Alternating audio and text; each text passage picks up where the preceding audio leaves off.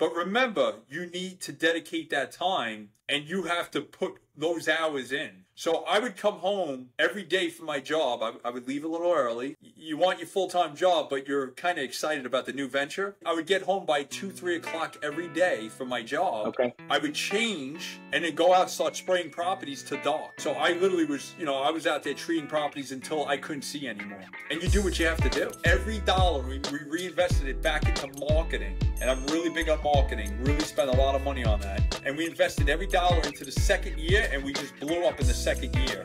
And then we really blew up in the third year. But if I didn't reinvest all that capital into the second year and third year, I don't think we would have scaled the way we did. What's going on, everybody? This is Streetwise Part 2 of our conversation with Dennis Stein. This is Franchise Friday. Let's hop right back in it where we left off last time.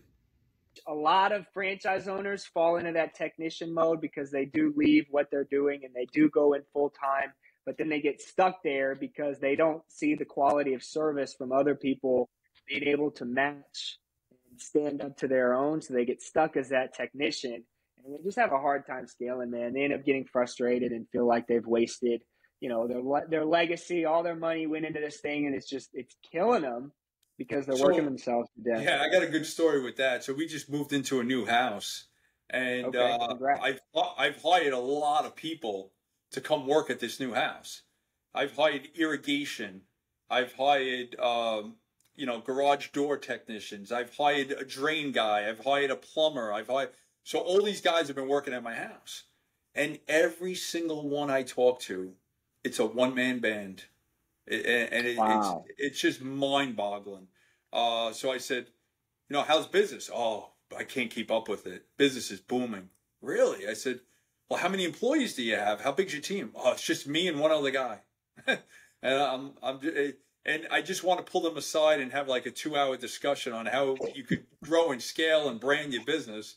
And I don't think I have the bandwidth or the time to help all these people, but maybe we can help them with this. I mean, I think Streetwise, I think this podcast maybe can help a lot of people. But when you look at all the people that have come to my house in the last 3-4 weeks to service my house, I just want to really talk to them about growing and scaling as a business. And they just don't get it. And my irrigation guy doesn't even get back to me. He can't even get back to me. He's so busy. He's in the field all day. He's in the field working all day in the yards. No way he can keep up. Yeah. If he would hire people and train them and teach them and work with them and build that, he'd be in the office selling jobs all day instead of being in the jobs. And he just lost out on a huge job at my house. I mean, we're looking at something between $2,000-3,000 job that has to get done, and he doesn't get back to me. And he's a great guy. He's an awesome guy. And he just doesn't understand it. And he's not the only one. I'm talking, when I tell you, almost every single person that has worked on my house the last 3 or 4 weeks is a one-man band. And I said, what's the name of your business? How many employees do you have? What's some of your goals? What's your revenue goals? What are you looking to scale this thing? And they just look at me like, what are you talking about? And I'm like, maybe I can help you, but I can't help everybody. And, so I think getting back to that education of those books, the E-Myth and, EOS and, Clockwork, and they're just some really good books to really learn on how to remove yourself finally from that business. But if you want to build a franchise or build a franchise empire, why not go into something that's already scalable for you? So if you're looking at, hey, Bob's Pest Control, is Bob's Pest Control going to be able to scale and grow like a Mosquito Joe? Probably not. Probably not. Or it's going to take years to do that. What specifically does the franchise have that, I mean, I understand this, but there's a lot of people who are skeptical, why purchase a franchise when they're taking the royalties? Why not just build it yourself? What traits does a franchise brand have that Bob's Pest Control, no offense, Bob, but what does a Mosquito Joe have that Bob's Pest Control does not when it does come to scaling?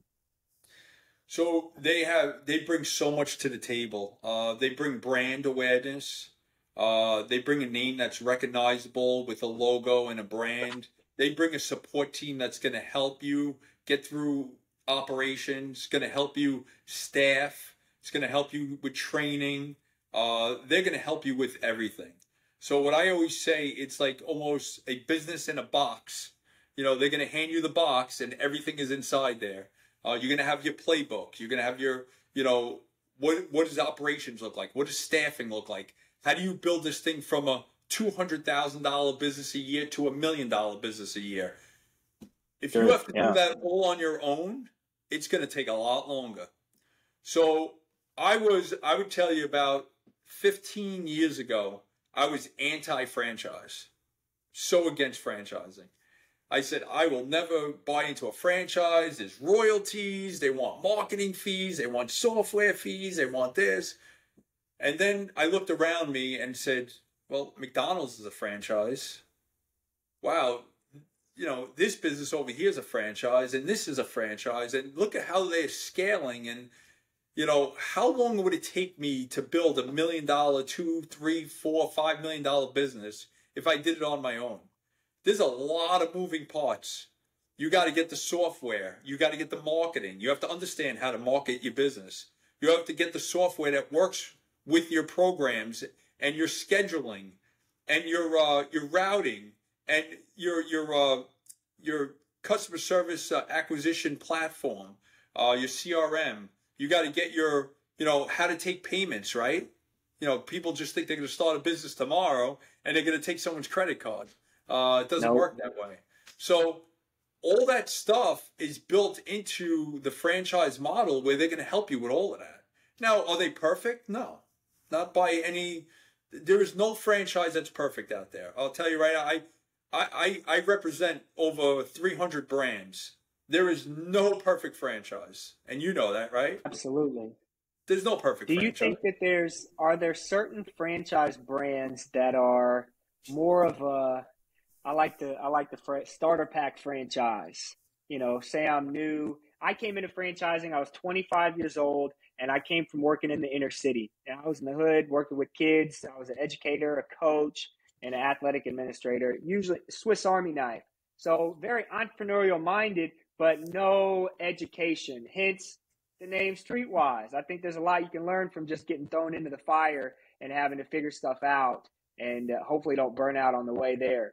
But Mosquito Joe, great starter pack franchise for me, because I was able to come in on the ground and really learn about service, and it was a recurring service model, and I've been able to scale it. So it worked well for me, but I'm curious, because you see so many brands, are there certain brands that are better for somebody who maybe came in like me, or maybe as mid-level management, or an exec for a big organization but's never done anything on their own, certain industries that they would work better for or maybe stray away from if they're just starting out? No, it's a great question, because I get this all the time. When I'm on the phone with clients, some of them want to buy into, you know, a $500,000 franchise, and they have very few skills in the business world. They've never managed a team. They don't understand marketing at all, operations, financials, P&Ls, all that stuff. And they want to, hey, what do you got? You know, I got $500,000 I want to invest in a franchise. I'm like, whoa. Pump the brakes here. Let's figure out your skill set first. Let's figure out what you're good at. And then we'll figure out what brand fits you. So it starts with general assessments. It starts correct. with general. Are there any ones? I've heard of some specifics, but you know, I'm a big personality assessment person. As a consultant, do you lean in towards one?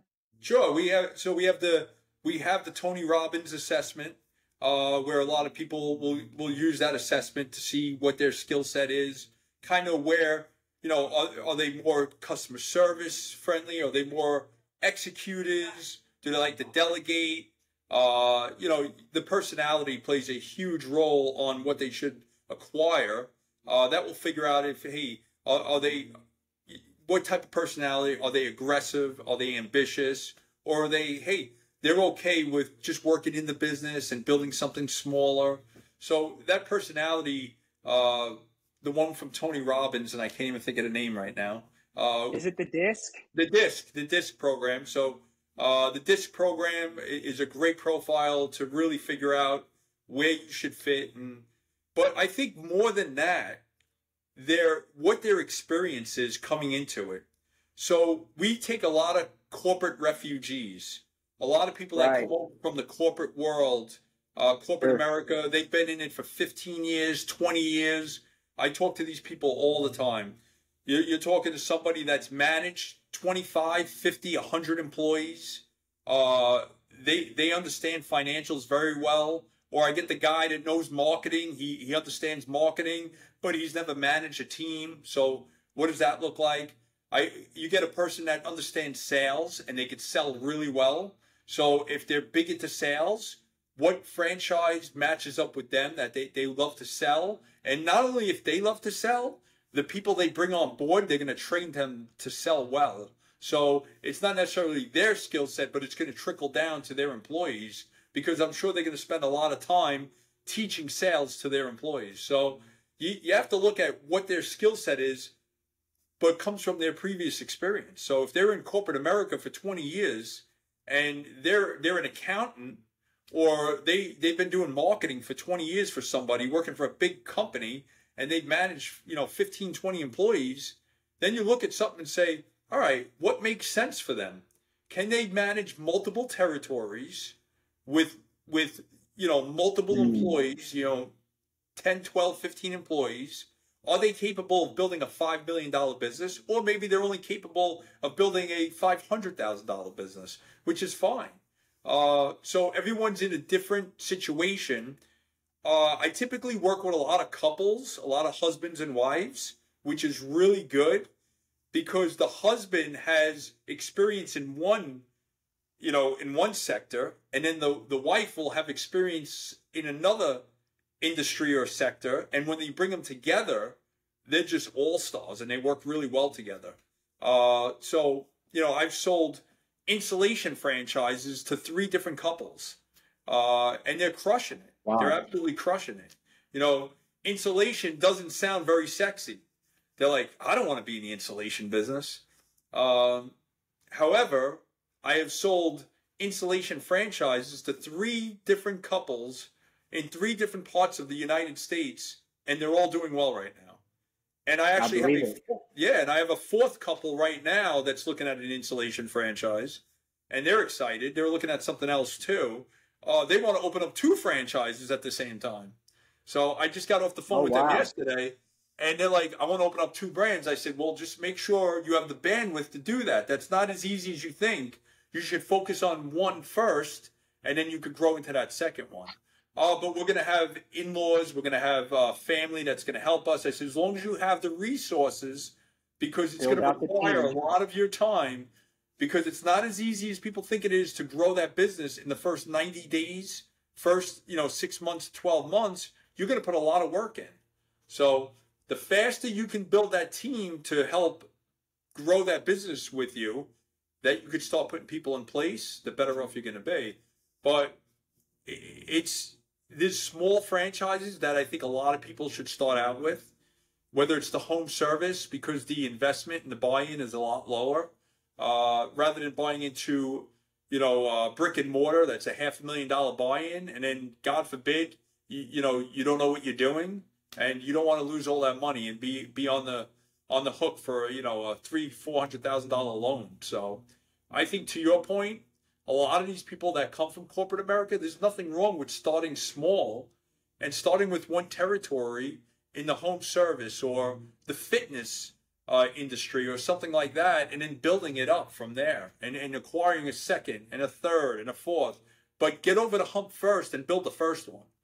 Everyone is too quick to say, oh, I want to buy 5 territories. Do you really want to buy 5 territories? Do you know what you're getting into? It could be a big mistake, because that's a lot of work to grow into 5 territories. So, I think there's some good franchises for a lot of people to start out in that would work out really well. So it comes down to more so their personality type, their capacity from an energy level and a financial standpoint, uh, and then what they've done in the past, who they've managed, how they've managed, and then you match that to what opportunities are available in their area, right? Correct. Okay. I'm Correct. curious. Oh, go ahead. Go ahead. No, you hit it right on the head. You're absolutely right. So it's their experience, their personality traits, and you know, it's a lot of what they've done in the last 10 years, 15, 20 years. That's going to see, are you capable of running a small franchise, or are you capable of building an empire? You know, and there's nothing wrong with that. But I think there's nothing wrong with starting small. There's nothing wrong with starting with a $75,000, $100,000 investment. My first franchise, you know, I was living paycheck to paycheck, and we started with $75,000 all in, 75 grand. And Wow. I barely could come up with that money. I was scraping quarters together to get the $75,000 to start up that franchise. And Wow. we've you know, we've grown that to a multi-million, multi-seven-figure business from a $75,000 investment. That's amazing. So I'll give some context on my side of that, but then I'll ask a question. So one of the things that we struggled with early was our franchise was the sole thing that supported not just my family, but also my parents. My dad retired as he opened up the business, and I'm sure he had some finances in the background, but the business itself had to support both of us individually, which put a lot of stress and Sure. strain on not just our own financial situation personally, but on the business, because a lot of that money could have gone back into the business to build it up in the first 3 years, but it just wasn't available. So our opportunity to scale was limited. So I'm curious, do you coach people, or should I say, how do you coach people on expectations from the financial side? Because, you know, you're saying that, I mean, there are absentee and semi-absentee opportunities out there, but you recommend to really go in and to really grind and to really build it within the beginning phases, right? There's a time to do that, and there's a time to scale out and get the heck out of the way.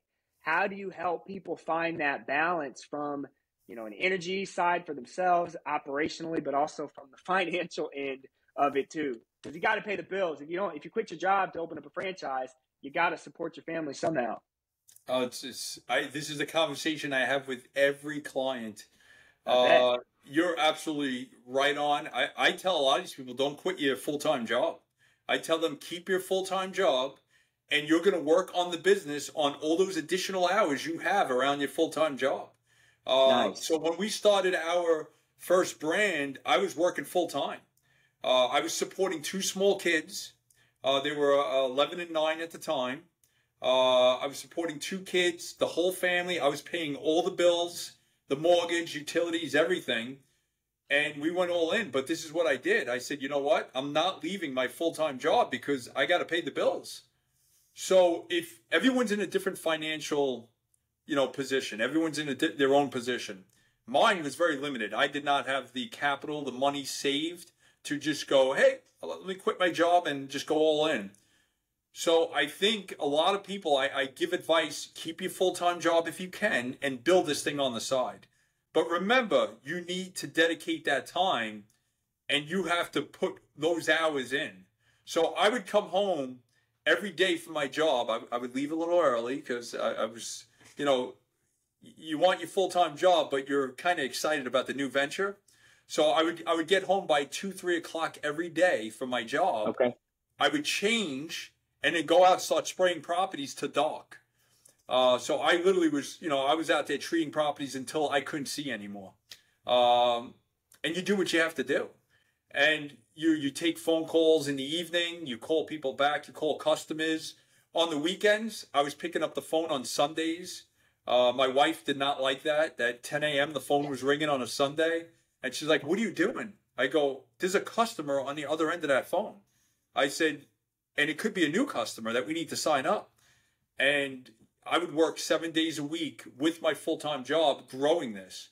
Now by year 2, I said, okay, I think we can now replace that job with this income. We just have to really go all in, pedal to the metal. But what I did was, to your point, I took all that capital, all that revenue that we made, and we didn't make a lot in the first year, but anything we made, we reinvested right back into the business. So we took every single dollar, because I didn't need that money to live. We were living on my full-time job at the time, at the paycheck at the time. I didn't need that money, so we took every dollar, we reinvested it back into marketing. And I'm really big on marketing, really spent a lot of money on that. And we invested every dollar into the second year, and we just blew up in the second year. And then we really blew up in the third year. But if I didn't reinvest all that capital into the second year and third year, I don't think we would have scaled the way we did. Yeah, no doubt. So people have to understand everyone's in a different financial situation. But I always recommend, I say, listen, a husband and wife, when I talk to a husband and wife, I say, well, why don't one of you guys keep your full-time job and the other one start the franchise, and then the other one can help work around their full-time job and help build it as well. So don't both of you quit your job and think you're going to make, hundreds of thousands of dollars in your first year, because you're not. You might either break even or lose money in your first year.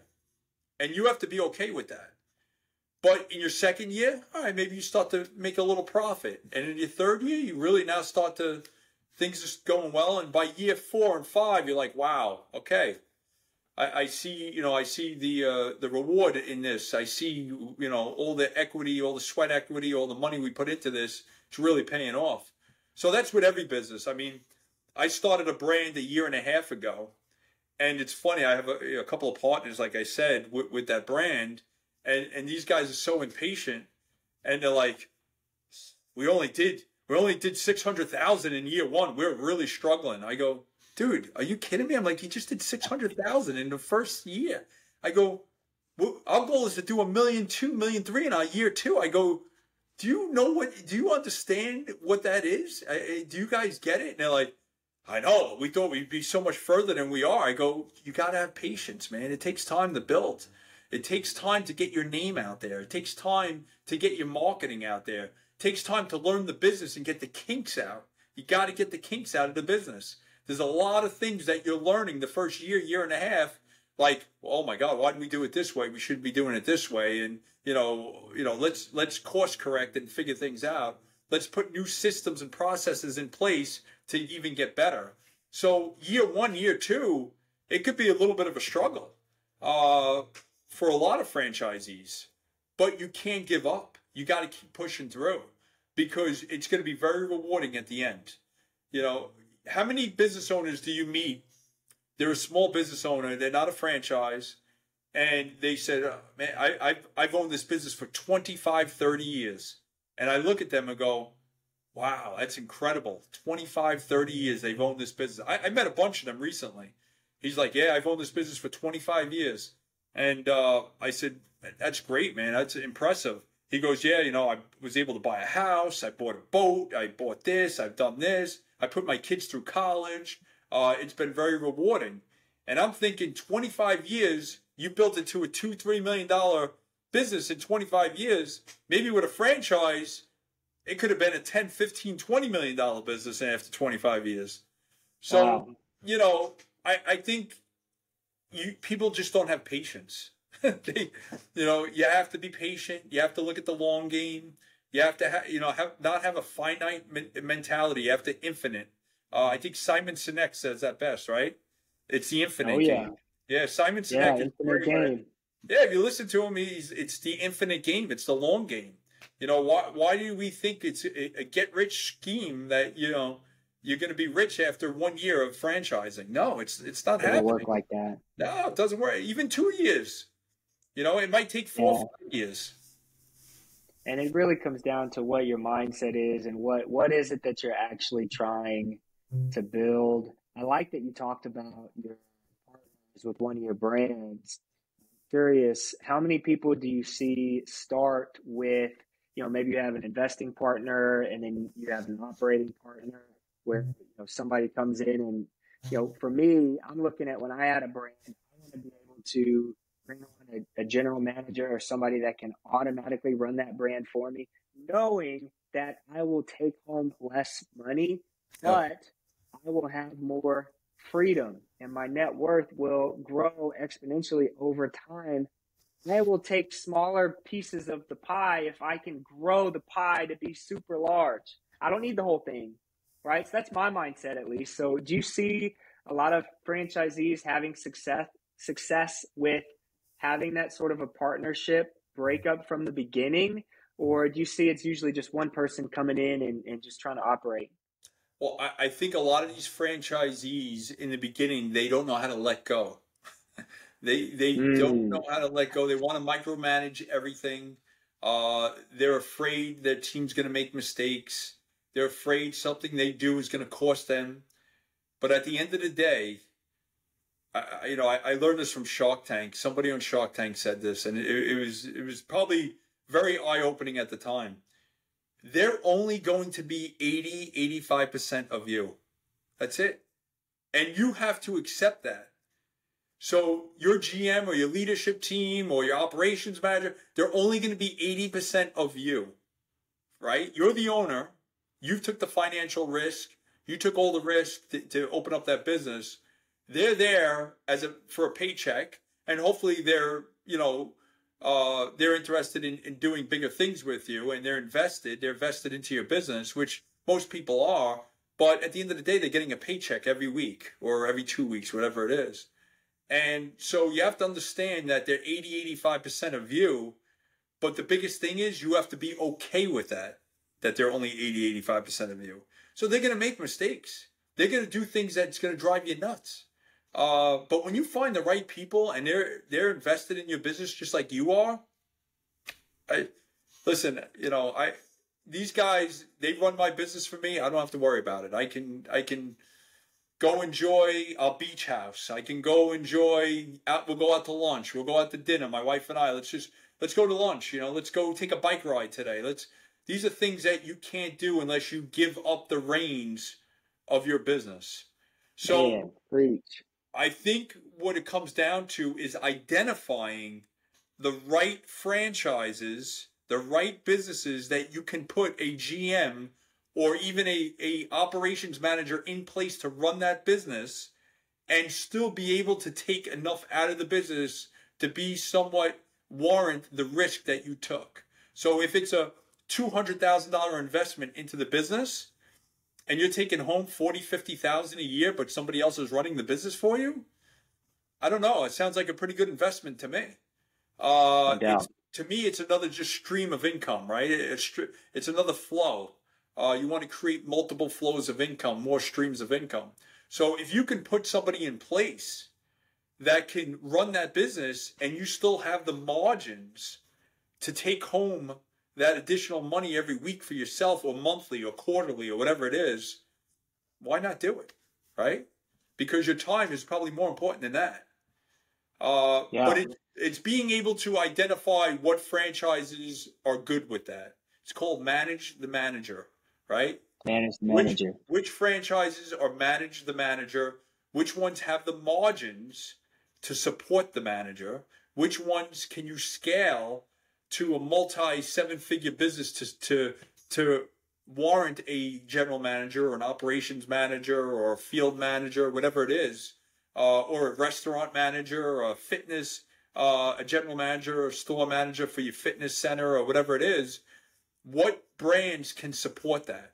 So that's where I come in. I break down what brands we could focus on where you can now be able to build another stream of income. So if you have a full-time job and you want to keep that full-time job, that's fine. Keep your full-time job.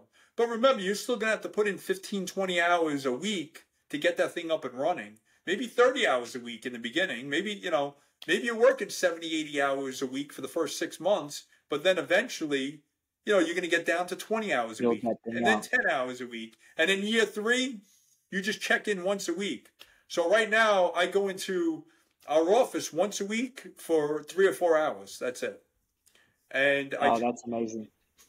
So, this team, it's run on, it's, the well-oiled machine. Do we have issues that happen every day? Absolutely. We have things that happen every day. Pumps break down, vans get into fender benders, accidents, guys call out sick, all that stuff goes on. But I gotta tell you, I don't really hear about much of it because I have a team that can handle all that. So I just get updated every Wednesday when I go in for the meeting. We have a 2-hour meeting. Sometimes it's an hour and a half. We follow EOS. It's a quick meeting. We solve any issues we need to solve, and we move on. That's it. If anything, it's more talking about what we could do to build the culture of the business rather than actually the issues in the business. So that's what I'm more excited about is, hey, what are we doing for the guys? What are we doing for the techs? What are we doing for the office staff? What are we doing to recognize them? I'm more into that than dealing with, we had a pump break. I really, you guys to fix that. We had a tire, we had a blowout. We had 3 flat tires this week. Okay, I didn't hear anything about it. Did you replace them? Absolutely. Okay, well, good. So. What a beautiful thing, man. And I am just now getting to experience that. I finally made the move to let go at the end of last season, got myself a general manager, and I'm starting to see that. And it's absolutely amazing. So is that the only time you're in? And when you do those meetings, is that the only time you go in there? Pretty much. What a beautiful I am in contact with them pretty much daily or every couple of, you're available. Yeah, texting, phone calls, but I go into the office once a week. I'm probably more focused on the consulting side of things now, just helping people find a franchise, helping people build their franchise, whether it's an empire. Like I said, I'm working with a husband and wife right now that are looking to buy 2. They got so excited about, I showed them 3 or 4 brands and they narrowed it down to 2. And now the funny part is the 2 brands they narrowed it down to, they're excited about both of them. So they're like, well, can we open both of them? I'm like, whoa, pump the brakes. Maybe we should start with 1 and then we can always move on. But she's like, yeah, but my husband and wife, we could dedicate all our time to this. And we want to open up 2 brands. I said, just remember what you're getting yourself into. It's a lot of work in the beginning. And I've never opened 2 at the same time. But I've opened multiple businesses within 6 months, and that could be a lot because there's a lot of moving parts. So, this couple, I think they're going to move forward. I think they might open up 2 brands at once. Wow. Which is pretty crazy. Under the same umbrella company? They're not. Completely different? They're not even under the same umbrella. The husband is awesome. The husband's kind of torn towards 1, and then the wife likes both of them. So the wife likes both of them. The husband likes 1 the husband likes the other one too, but is more geared towards the 1. So they're both sold on the 1 brand. They want it. Now they're talking about the second one, and I said, just think it through. Just make sure. I want you guys to know that you have enough resources to run these brands, to support them, because it's a lot of work. You're trying to learn 2 different businesses at the same time. So I'm not a big fan of that. But if you have the resources to do it, then, go ahead, But starting with 1 is always a good thing. Yeah, no doubt. Man, Dennis, this has been absolutely amazing. I'm going to force us to close out. I feel like I could talk to you for we're gonna do this. We could do this. We could do this weekly, right, Matt? That's right. So I wanted to make that point, man. We're going to do this on a weekly basis. Franchise Fridays is going to be a thing where we drop an episode specifically around franchising and the franchising space, whether it's home services, whether it's cookies. I love franchising. I became an entrepreneur through franchise ownership. So I think this is an amazing thing that's going to add a lot of value for people. I have a lot more questions coming at you for the next time we do this. So I appreciate you. As always, stay streetwise. Stay streetwise, guys. Let's talk soon.